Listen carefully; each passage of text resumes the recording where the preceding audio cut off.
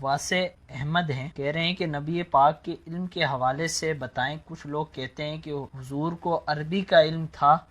اردو کا نہیں۔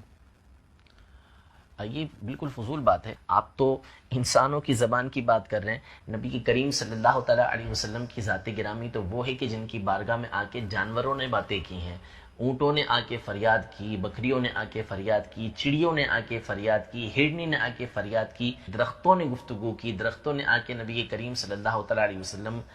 کو سلام پیش کیا، حضور علیہ الصلوۃ والسلام نے ان کو جواب ارشاد فرمایا۔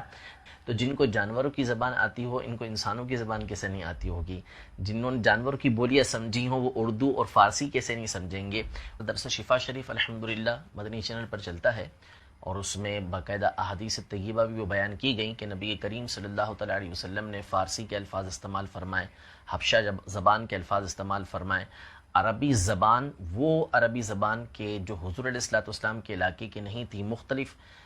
علاقوں کی عربی زبان تھی، وہ الفاظ استعمال کیے۔ تو حضور علیہ الصلوۃ والسلام کو تمام زبانوں کا علم اللہ تبارک و تعالیٰ نے عطا فرمایا وما ارسلنا من رسول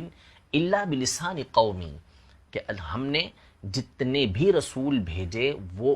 ان کی اپنی قوم کی زبان کے ساتھ بھیجے، اور نبی کریم صلی اللہ تعالیٰ علیہ وآلہ وسلم کی ذات گرامی تو وہ ہے کہ جن کو اللہ تبارک و تعالیٰ نے تمام کائنات کی طرف بھیجا ہے۔ تو تمام زبانیں اللہ تبارک و تعالیٰ نے نبی کریم صلی اللہ تعالیٰ علیہ وسلم کو سکھائی ہیں۔